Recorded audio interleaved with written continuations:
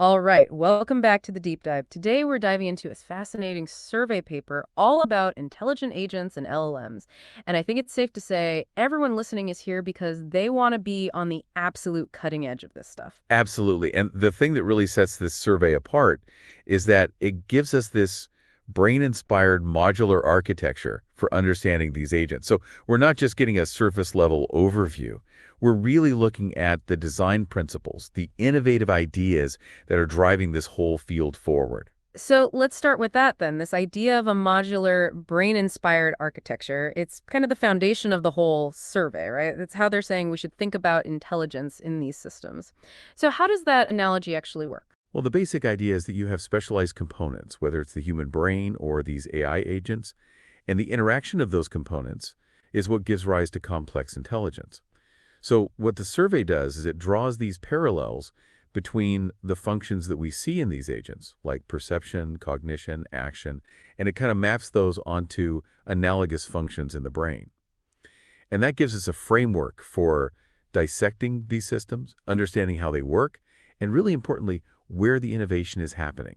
So it's not just a sort of high-level comparison then. It's really getting into the nuts and bolts of these components and how they're being implemented in these novel ways, right? Exactly. If you think about memory, for example, the survey highlights this hierarchical approach, very much like human memory. You have sensory memory for the immediate input, working memory for the stuff you're actively processing, and then long-term memory for kind of enduring knowledge. But the innovation is really how these are being integrated, often through what's called multimodal fusion. It's basically combining different types of data. So think images, text, all coming together into this unified representation. You have systems like Jarvis One, which uses this algorithm called CI clip to align visual and textual information, or Optimus One, which uses Mind CI clip, which is specifically trained on Minecraft to kind of fuse videos with instructions. So it's really enhancing that understanding. Yeah, which makes sense, right? Because it allows for this much richer understanding than just processing things separately. Absolutely. And it goes even further. You have neural memory networks, where the goal is to actually embed memory directly into the neural network architecture itself. The idea is to make it even more integrated faster. Okay. And then we have retrieval augmented generation, LRAG. Everyone's people heard of RAG by now. But what's really interesting is the innovation and how it's being used. It's not just about retrieving information. It's about self-reflection. The agent can decide, do I even need to retrieve information? And then there's adaptive retrieval, where it's intelligently selecting what to retrieve. Systems like Atlas and then these new methods for consistency-based hallucination detection are really pushing the boundaries here. Interesting. And what about this problem of increasingly long sequences of information? Because it seems like that would be crucial for reasoning, right? For these agents to really understand what's going on in the world. Absolutely. And that's where these long context modeling techniques come into play. You have Transformer XL, Longformer, RMT. These are architectures that allow the agent to kind of maintain context over much longer inputs. So if you're thinking about tasks that require kind of extended reasoning or understanding a narrative, that long context is crucial. Right. And then alongside that, you have these really cool memory compression innovations, things like autocompressor and LLM lingua, which are basically trying to make that processing more efficient. So you can handle these vast contexts without losing too much information. Smart. But the underlying idea here is that memory isn't just this passive storage unit. It's actually this active, interconnected component that's really crucial for building what the survey calls a world model. Okay, world model, that sounds pretty fundamental. So what exactly does that mean for an intelligent agent? So a world model is basically the agent's internal representation of the environment. It's how it understands how the world works, how things interact, and importantly, it can use that to simulate potential futures, to make predictions. And the survey actually identifies four main paradigms, four innovative ways that these AI world models are being developed right now. Oh, four different approaches. So what are they? Okay, so first you have implicit world models, and this is where the knowledge is basically encoded within the parameters of a single large neural network, usually the LLM itself, right? So it's all kind of embedded in there. Then you have explicit models. These are models that learn or are given distinct, what are called transition models, which is how the environment changes, and observation models, which is what the agent will perceive. And systems like U0 and Dreamer are examples of this explicit learning. Okay.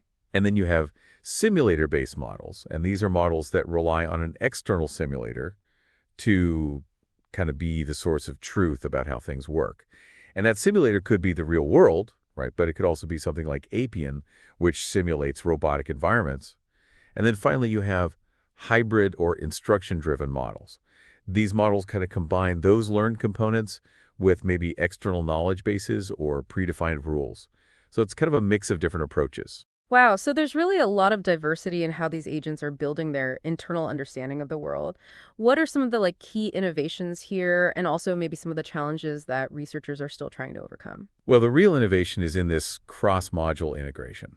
So the world model acts as this central cognitive hub. It's connecting perception, memory, action. It's taking in the sensory input. It's updating memory. It's allowing for hypothetical reasoning through simulation. And then it's informing the agent's decisions. So it's really this central piece. Okay. But the challenges are things like achieving long-term stability in these internal representations. The real world is messy and unpredictable, so how do you make sure that the world model stays accurate over time? And then there's the challenge of handling uncertainty effectively. And then, of course, making sure that these models are efficient and scalable, because as you get into more complex scenarios, things get computationally very expensive very quickly. Right. And I guess it's this tension between the sort of idealized simulated world that a lot of these agents are trained on and the messiness of reality, right? Absolutely. That's a really key point. Okay. So the survey also talks about reward processing and how does that fit into this whole biologically inspired framework? Well, reward processing is basically the fundamental mechanism that drives learning and shapes behavior, right? In biological systems, we have these complex reward pathways involving neurotransmitters, dopamine, all that stuff. Right. But in AI agents, reward signals are programmable. We get to define what constitutes a reward for the agent. And this is actually where things get really interesting and challenging. Yeah, because I can imagine it's pretty difficult to actually define those rewards in a way that elicits the complex behaviors that you want, right? Exactly. Specifying reward functions that align with human values, which are often very nuanced and complex, is a huge challenge. And a lot of times, agents lack the implicit understanding and the emotional context that we have as humans that guide our motivation. So the survey makes this distinction between human rewards, which are often implicit and context dependent, and agent rewards, which are typically very explicit and task specific. And this gap contributes to limitations in interpretability, so understanding why an agent makes certain choices, and generalization, the ability to perform well in new situations. So how are researchers kind of innovating in this area of reward processing to try to overcome these limitations? Well, one big area is intrinsic rewards. And these are internally generated signals that basically motivate exploration and learning without relying solely on external feedback. Okay. So for example, you have curiosity-driven rewards, which encourage agents to seek out novel situations and reduce their uncertainty about the environment. And a lot of times this is done by rewarding prediction errors. There's some really cool work by Pathak and others using inverse dynamics models to understand the consequences of actions. And then there's Plan 2 Explore, which encourages exploration through forward planning. And then another approach is information gain reward, where the agent is motivated to take actions that reduce its uncertainty about the world. So you have systems like Code Info for language models and VIME, which uses Bayesian inference to quantify uncertainty. Interesting. So it's about giving the agent this kind of intrinsic motivation to learn and explore more effectively. Exactly. But there are still challenges, right? The survey highlights reward sparsity, which is where agents get rewards very infrequently, which makes learning hard. And then there's reward misspecification, which is where the reward function that you define doesn't actually capture the outcome that you want. So that can lead to unintended behaviors. And some of the promising directions here are developing methods to infer implicit rewards from behavior. So looking at what the agent does and trying to figure out what it's actually motivated by. And then using meta-learning to create more adaptable reward models. Makes sense. So we talked about memory, we talked about world models and reward processing. The last component you mentioned was emotion-like systems. And this is where things get really interesting, I think, because emotion is such a human thing. So how are researchers even beginning to conceptualize that in the context of these intelligent agents? Yeah, this is a really rapidly evolving area, and it's really cool to see how researchers are drawing on these established frameworks from psychology and neuroscience. So the survey talks about these different models of emotion. There are categorical models where you have distinct categories of emotions like happiness, sadness, anger. Then there are dimensional models, which represent emotions of these axes, like valence, how positive or negative it is, and arousal, how intense it is. And then there are these appraisal-based theories, like the OCC model, which says that emotions arise from our cognitive evaluations of events. Okay. So the innovation is in translating these theories into actual computational mechanisms within the LLM agents. So for instance, you could represent a dimensional model as a set of latent states that influence how the agent generates language. Or you could use rule-based appraisal methods to evaluate the input and trigger appropriate emotion responses. So it's almost like giving the AI this framework that mirrors, in some way, how we experience emotions. Right, and then there are also these prompt-based methods where you can actually try to directly influence the AI's emotional tone through the prompts that you give it. And looking ahead, the survey talks about creating more persistent moods in agents. So not just these fleeting emotional responses, but something that's more lasting. And then developing these biologically inspired modules that can actually process and respond to emotional signals in a more coherent and time-consistent manner. So really grounding these developments in actual psychological theory. That's fascinating. So, this whole exploration of the brain-inspired modular foundation really highlights just how much sophisticated thought is going into the design of these agents. It's not just about throwing more data at a bigger model, it's really about understanding these fundamental principles. Now, the survey also dives into self-enhancement, and this is where things get, I think, really meta, because we're talking about agents that can improve their own capabilities. So, from an academic standpoint, how are they actually doing that? Yeah, this is where we see some of the most cutting-edge, rigorous work happening. The survey really focuses on these automated optimization paradigms, and one of the most exciting and innovative areas is the use of LLMs themselves as optimizers. So AI learning to improve AI. Whoa, okay, that's like a whole other level. So, how does that actually work? How are they using LLMs to do this self-enhancement? Well, a big area is prompt optimization. We know that prompts are crucial for getting LLMs to do what we want, and so researchers are developing these really sophisticated methods to automatically discover optimal prompts for different tasks. And the survey break it down into two main categories. Direct optimization, which includes things like trial and error exploration of the prompt space, autoprompt, prompt PG, gradient-based methods like TextGrad and PGD that use feedback to iteratively refine the prompts, and even black box optimization algorithms like genetic algorithms like EvoPrompt, which basically evolve prompts over multiple generations. Whoa, okay. And then there's optimization with feedback, which leverages explicit evaluation signals about how good the LLM's output is. There's a system called APE, Pointer, Chameleon, and there are even optimization signals that try to provide insight into why a prompt might be suboptimal. So systems like OPRO, Protigi, TextGrad, and Revolve are doing some really interesting work in that area. Wow, so it's not just about tweaking prompts randomly. There's a real science to it, right? Absolutely. And the survey really emphasizes the importance of using rigorous evaluation metrics for this prompt optimization, going beyond just simple performance metrics. So you want to consider things like efficiency, how long does it take to generate the prompt, and qualitative aspects like how consistent are the LLM's responses, how fair are they, how confident is it in its answers. Okay. But it goes beyond just optimizing individual prompts. Agents are also learning to optimize entire workflows, so the sequence of actions they take to achieve a goal.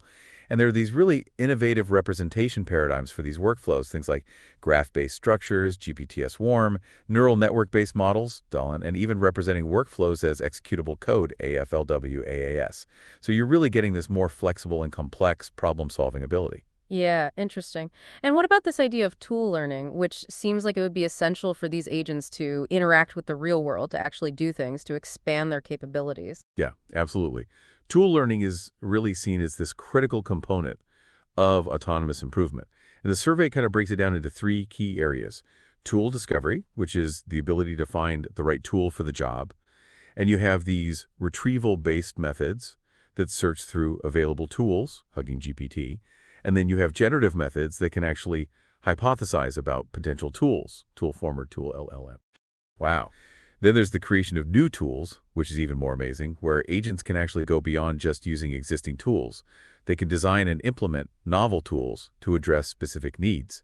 And there are these closed-loop frameworks like tool makers that are doing this, or multi-stage processes like Creator. And then, of course, there's the optimization of tool usage, where you're focusing on how frequently and effectively tools are being used. And developing strategic tool planning capabilities, where the agent can actually reason about the best sequence of tools to use for a complex task. So it's really this multifaceted approach to tool learning. So it's not just about having access to tools, it's about understanding them, being able to use them strategically, and even create new ones. Exactly. And then the final aspect of this autonomous agent optimization is how agents improve through experience. And this happens in different ways, right? You have online learning, where the agent is dynamically adjusting its parameters as it interacts with the world, SSO. You have offline learning, where the agent is trained on these carefully curated data sets. And then you have hybrid approaches that combine both of those to achieve both responsiveness and stability. Right, so they can learn from their own experiences, they can learn from curated data. Really interesting stuff. Now, this whole idea of self-improving AI agents naturally leads to this next topic, which is collaborative and evolutionary multi-agent systems. So what are some of the key insights here into how multiple AI agents can interact and evolve together? Well, the development of these powerful LLMs has it's really revolutionized multi-agent systems, or MAS. And it's enabled these systems that are much more sophisticated. They can cooperate, they can adapt in ways that we haven't really seen before. So the survey highlights a few key areas of innovation. One is agent interaction protocols. And so we're seeing more expressive message types, Science App Agent, MetaGPT, more standardized and versatile communication interfaces, Agent Bench, VAB, TaskWeeder, ULA. And there are even these next generation protocols being proposed, MCP, Agora, IOA, that are really focused on unification, security, scalability, and even more complex negotiation between agents. So it's about making sure that they can communicate effectively and coordinate their actions. Exactly. And then there's innovation in inter-agent topologies. That's basically the network structure that defines how the agents interact. So you have static topologies, Medco, Agent Hospital, where the interaction patterns are predefined. But then you have these dynamic topologies, Dylan, GPT Swarm, Codar, Oasis, where the connections between agents can change based on the task or the environment. And a lot of the focus here is on training external parameters that govern those interactions. So things like GPT Swarm, Agent Prune, G-Safeguard, doing some really cool work there. Interesting. And people are using these dynamic topologies to create these really sophisticated simulations of complex social interactions. So Project SID and Oasis are examples of these simulated societies where you can study emergent group behaviors. Wow, so it's almost like creating these virtual laboratories to study collective intelligence. Absolutely. And then, of course, you have the different ways that agents can collaborate.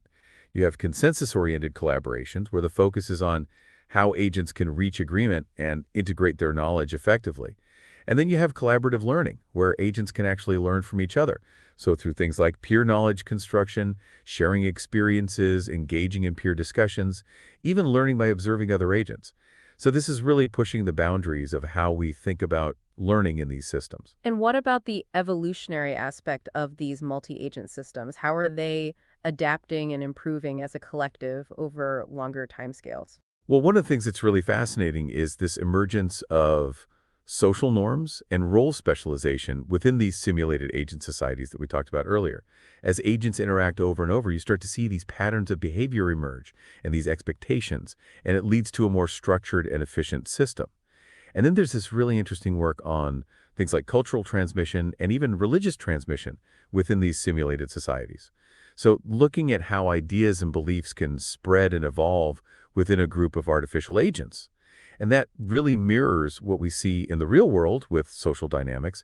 And then there's also the question of how factors like group size and communication bandwidth affect these evolutionary dynamics. So there's a lot of really interesting research happening in this area. Yeah, it's really painting this picture of these increasingly complex and adaptive AI ecosystems.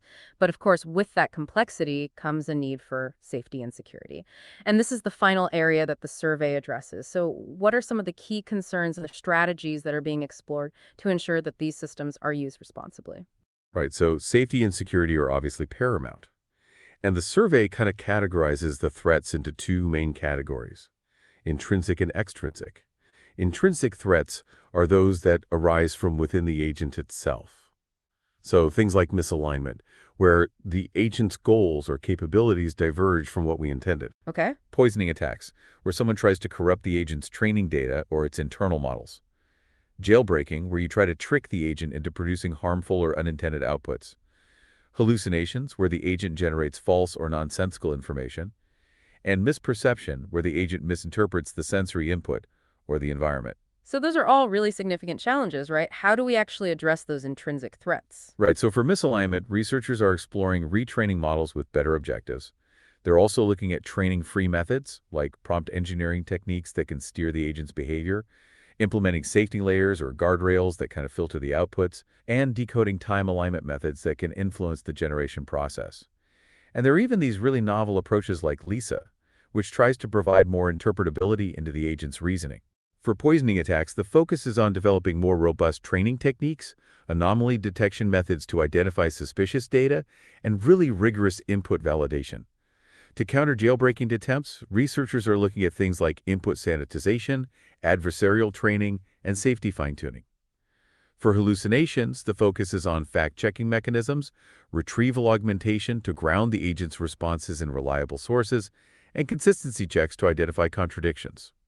And then for misperception, it's about improving sensor fusion, developing more robust model architectures, and really focusing on bias detection and mitigation in the training data. So a lot of different approaches depending on the specific type of threat. And you also mentioned extrinsic threats, right? The ones that arise from the agent's interactions with the external world. What are some of the concerns there? Yeah, so extrinsic threats come from how agents interact with their environment and with other agents. The survey talks about agent memory interaction threats, particularly vulnerabilities in RAG frameworks. So things like agent poison, confused pilot, poison drag, jamming, bad rag, Trojan rag. These are all examples of attacks where someone can manipulate the retrieved information to try to make the agent do something harmful. There are also agent-environment interaction threats, like creating adversarial physical examples that can fool perception systems, and the potential for compromising the software supply chains that these agents rely on. And then multi-agent interaction threats are a big area of concern, where you have things like deceptive communication strategies, strategic manipulation of other agents, and the potential for harmful emergent behaviors to arise within a multi-agent system. So some of the strategies to mitigate these extrinsic threats include secure memory management, robust environment monitoring, and really enhancing the adversarial robustness of agents in multi-agent settings. So it's this constant arms race, right? As the capabilities of these systems increase, the potential threats also evolve, and we need to be constantly developing new safeguards. Exactly. And the survey also touches on these broader issues of ethical alignment and robustness.